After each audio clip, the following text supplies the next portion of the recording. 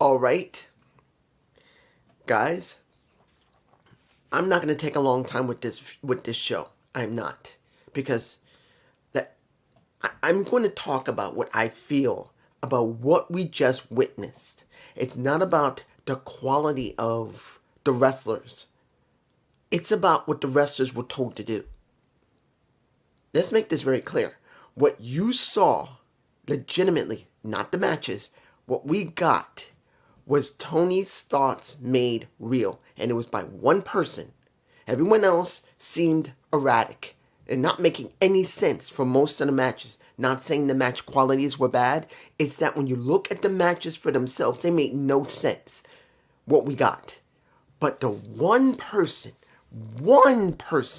that showed up on that show and acted the way he did made Tony's thoughts manifest. And I'll explain more, but let's just go through everything else quickly because that's the one thing I'm going to focus on. Okay. Moxley versus Shibata. Guys, why?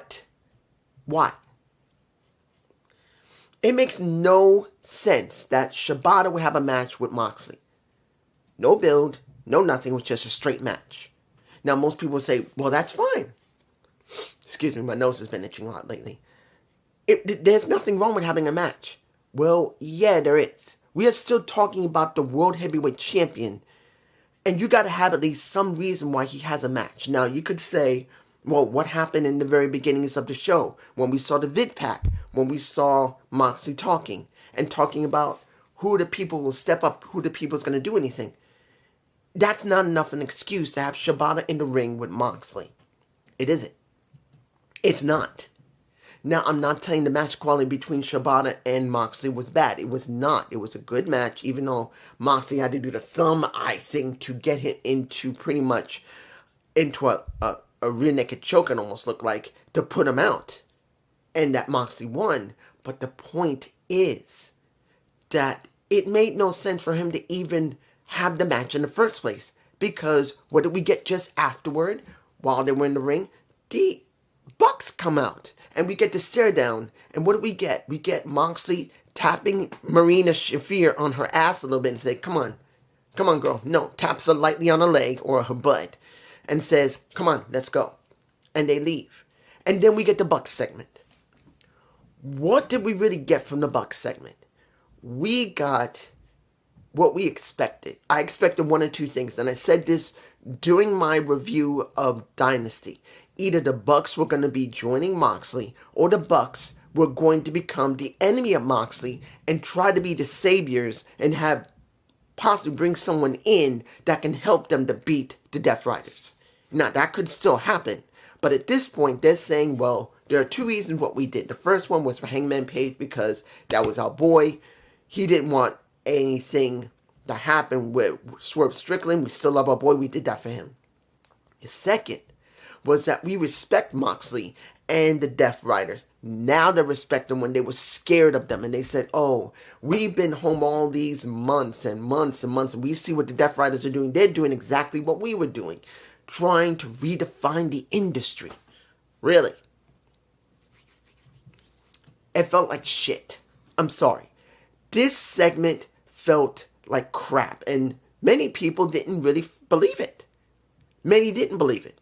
Even though they were calling for Swerve and stuff, there was some people you could hear slightly during that entire segment that they didn't totally buy it. Because let's make it very clear, what happened at Dynasty should have never happened. The title should have been put on a Swerve and they move in a new direction, and they're not doing it. Now they've gone into a direction that I still believe they had no plan for. They had no plan. I'm telling you now, there's other people that probably think they had a plan. They did it for months. No. I'm telling you right now, there's a difference between having a well-crafted storyline and plan to go with it and no plan. You throw something together in the hopes that you'll get something. And that's what we got at Dynasty. Because we should have ended the Deathline storyline there, and we have not. Now the Bucks are here, and they're saying they want the Death Riders and them to join together. And then what do we get? We get Kenny coming out, and he talks about his feelings about, when I came back after, he didn't say diverticulitis, I believe that's the name of it. I didn't want to come back because of revenge. I just wanted to come back to cement my legacy and make the industry better. But then he started talking about his friends and his friends' dogs that were two little pieces of shit that kept dumping on the carpet in his friend's home until he told him, dude, your dogs are making a mess all the time. They're causing trouble. Why don't you come to my house? And he's saying that the Death Riders, well, not the Death Riders, well, pretty much they want to be Death Riders themselves, the Bucks, that they are nothing but pieces of shit. And now I'm going to go up to you and I want to whoop your ass. And what do we get? We get Swerve helping out a little bit of a Kenny Omega. Doesn't mean he's on his side, he just helped him because he wanted the Bucks. Now, I can easily say after that, later in the night, you can see look. Am I interested in seeing Swerve and Hangman becoming tag team partners and friends? Not now. No. I don't want to see them working together. I'd rather see them go against one another. Later, you could say halfway down in the year, nearing the end, maybe at, All In? No, not All In, All Out. Or Full Gear, if you want to go there. You could say Full Gear. Or World's End, for that matter. You could have Swerve and Hangman somewhere in those months beforehand begin to actually become not friends, but at least allies they can trust one another. At least enough. They can trust they're not going to stab each other, but they still don't like each other. Here, seeing that they're teasing that they may work together is wrong. Seeing that you see Prince Nana wanting to apologize for what happened with his family and his home and messing with his kid. This is not what I want to see. I don't want to see it. It's dumb to do this right now, particularly what's going on with the story. But like I said, they had no plan. And right now they're making it up as they go along. There's a difference between making a plan that's crafted for months ahead of time and coming up with it on the fly and thinking, oh, you know what? Since Swerve and Hangman Page are such dynamic two characters and they're always hating each other, let's stick them together while we're trying to get the Death Rider storyline and the Bucks working together. Let's stick them together as a great tag team they could be, and maybe it'll work and people will want it until they break up again. It's wrong to do it now. It's stupid, and seeing what he did with Nana, who's trying to apologize, is dumb. I just don't agree. Moving on. Let's go to what? Let me give it to you like this. Swerve Strickland versus Pac. I'm like, did that just happen? Did Pac just hurt his ankle where he could have broken it? I'm hoping he didn't break his ankle because of the buckle bomb that Swerve gave him, and as he landed, he might have twisted his ankle or his leg like this. Understand, if I remember correctly, it's the opposite foot. Remember, he used to be in WWE, and when he was in WWE, during a match, he broke his foot. Or broke his ankle, either an ankle or foot. He broke it. Now, it's possibly his other ankle might be injured, and I'm hoping it's just sprained. But he was screaming when he did that buckle bomb, oh God. And he was grabbing at his ankle. The ref, he didn't know what to do. They called for the trainer when he rolled out of the ring, and he knew he had to finish the match. So he rolled back into the ring, let Swerve do what he had to do, and then once he did the stomp and the 3 count, you can see Pac going like this. And I'm like, no, don't tell me he broke his ankle or his foot. And I don't believe it's the same foot. I believe it's the opposite foot. But still, I'm hoping he just sprained it. I'm hoping he did not break his ankle or his foot, or worse, tore ligaments in them. And understand, I'm not blaming Swerve. This happens. Like it did with him in WWE. That was just him jumping off the top turnbuckle and landing on his foot and he just broke. Here, it can happen. I'm not blaming Swerve, but still, are you serious for what's been going on? What we just got on Sunday, and now this is on top of it. Where people are going to say, oh my gosh, is Pac hurt? Moving on. Next match, which made no sense, no build as far as I can tell. We didn't have no build for this. As far as I know, there's no build. Now, mind you, if this was on Collision, and it's been going on for 3 or 4 weeks, fine. But if it was just decided before the night of Dynasty, this is stupid. You get a 8-man tag for $400,000. You get Ricochet, Leo Rush, and Action. I can't remember what Leo Rush and Action Andretti's tag team now name is. I don't remember it. And you also get the Beast Mortos going against Ospreay, now Kevin Knight, Mark Briscoe, and Speedball Mike Bailey. I'm like, what? What's the point of this? Just to give us something where there's money involved, where you think people will be excited that $400K is going to be gained by someone. And there's no build to it. If there was a build, I don't know how long it was, a week or two maybe, if they're lucky. But if there was no build and they just decided this on Collision a day before Dynasty, it's garbage. No build for this. No reason for it. You got everyone who doesn't make any sense to be together in a match for $400K. That doesn't make any sense. And who won it?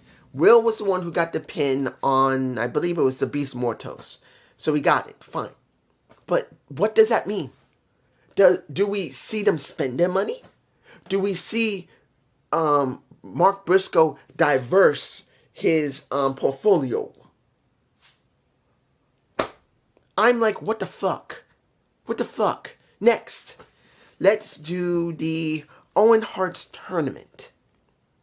Let's make this very clear. The Owen Hart's tournament with, understand, I don't hate Chris Statlander and I don't hate Thunder Rosa. And I felt that the most entertaining thing that happened in that match was not the match, but hearing Tasteless Tony Storm, my Tasteless Tony Storm, on commentary saying that if me and Chris Statlander were together, we'd be Thunder Thighs. And if it was just me and Tony Schiavone, we'd be tits.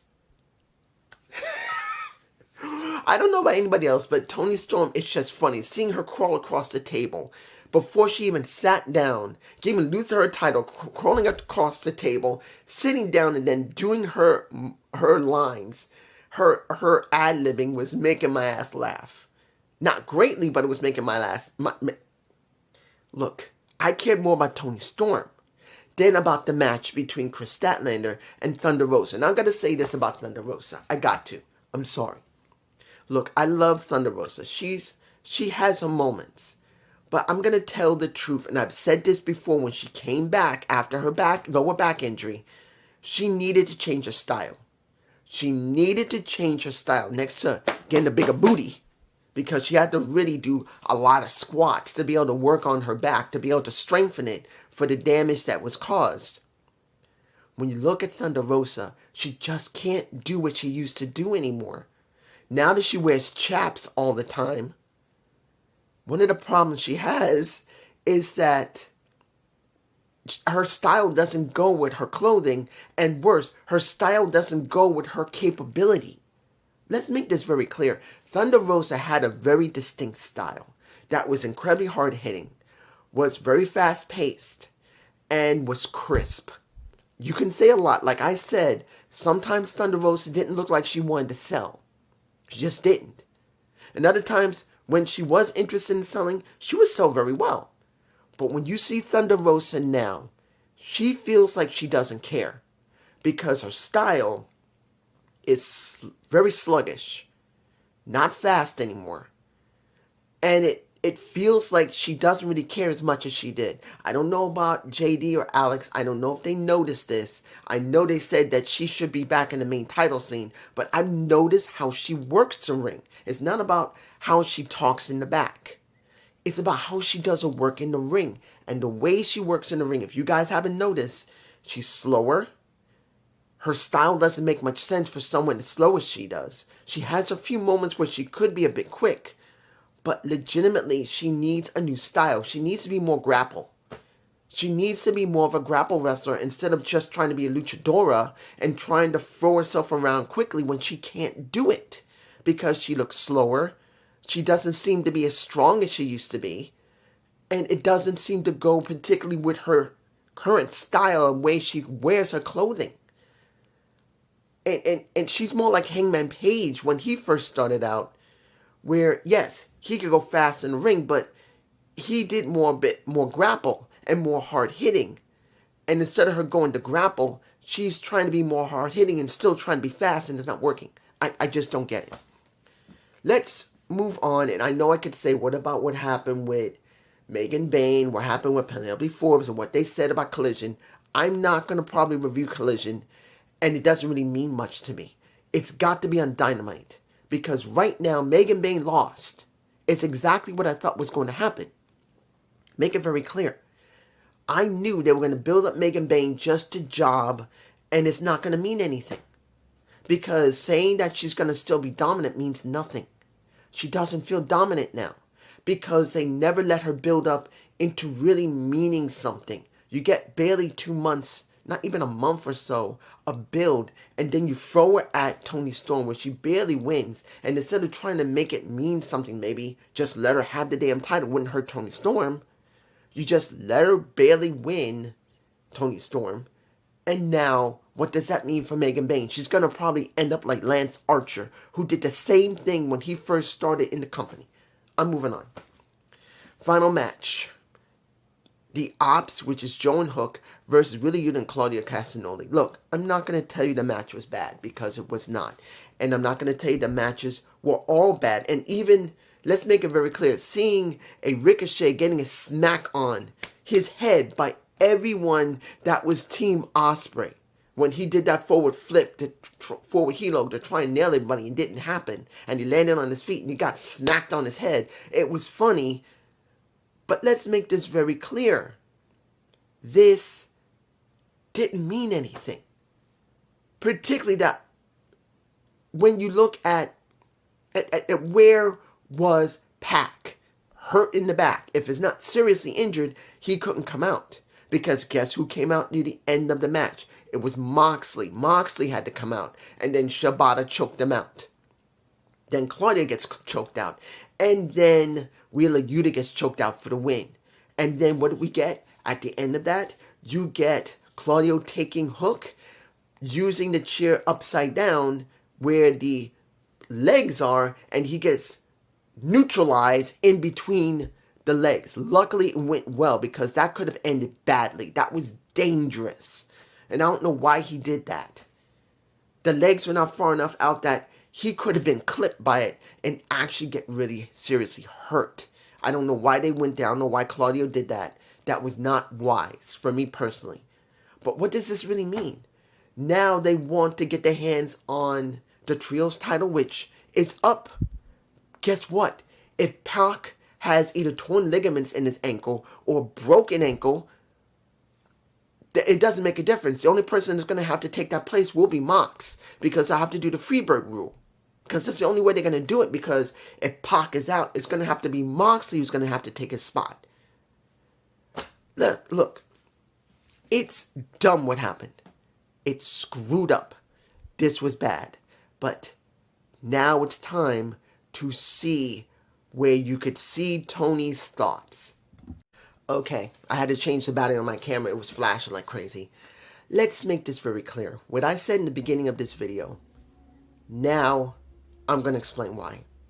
We got the learning tree segment. We got Chris Jericho. Look, I've stated this before and I'll say it again. Chris Jericho needs to take a break, to go away for a couple of months and then come back, because Chris has been on the go for a very long time. Ever since everything happened, particularly with Hook, and when he finally retired the FTW title and gave it back to his dad, and that was a special moment, Chris has not stopped working. Instead of going away for a couple of months, take a break, relax, take some time to refresh himself, and give time to the fans to just take a break from him. He's been on the go. And now we just found out when he got into the ring that he's upset that he congratulated Bandito, who broke or knocked one of his teeth out of his mouth along with losing the ROH title. He's got a tooth missing now. But he calls out Big Bill and Brian Keefe.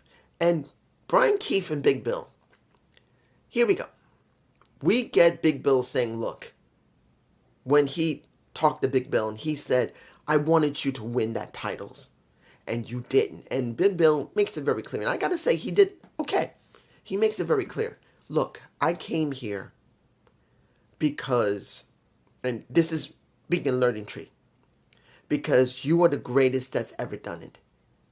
And all the time in the industry, you're the best. And that's why I came into learning tree, and I wanted to learn from you and want to grow. But I didn't come here to be a punching bag with anybody. And he made it very clear to Brian, because before he started, he said, Brian, I got to say this. I got to say this because Chris was going to tell him something. And he stopped him. That's when I started talking. And he's telling Brian, look, I got to do this. And me and Brian feel the same way. And he gets into Brian's face, and not Chris. It says, do you feel the same? Well, he tells them both, well, you guys don't really know me if you think I'm going to belittle you. Because all I wanted was for you to win. Because I know you are the pinnacle of what this industry is. And I believe in both of you. If you both win, I win. If you both lose, I lose. And many people would say, I lost because you weren't there. But he then said, I don't believe that. And I'm disappointed.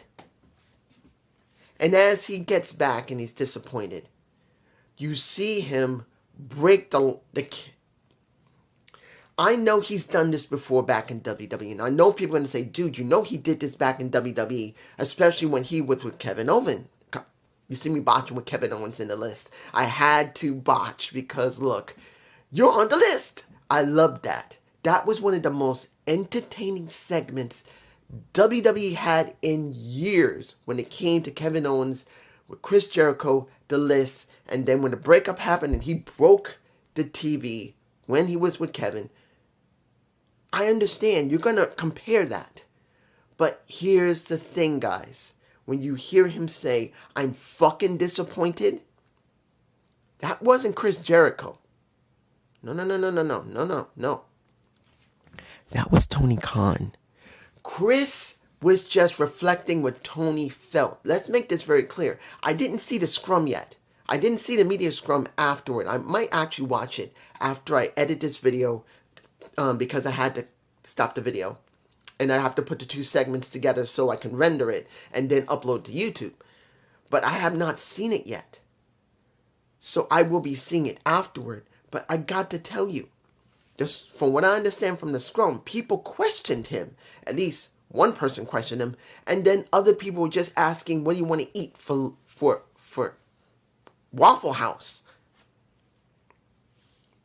They cared more about trying to ask everybody what they want for Waffle House than actually started questioning about the problems that AEW has been having. And Tony made it very clear that he listens to the fans, but he doesn't. So now, this segment, by my perspective, everybody else may have something different, probably they will. But this segment kind of, for me, reflects what's going on with Tony. That he cannot believe that no one is understanding what his vision of his storylines are. Because that's the way it looks. Guys, if you look at what we got here, we literally had Chris Jericho saying, I'm fucking disappointed. But it was not Chris. That was a reflection of what Tony's really feeling. I am fucking disappointed. I'm sure Tony is thinking, because I'm doing everything I know is right. What the people want. What I want is what the people want. But in actuality, he's not listening to the people anymore.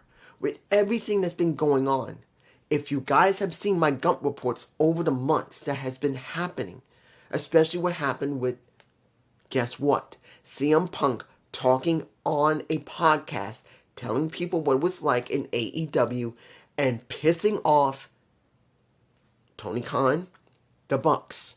And what did they do?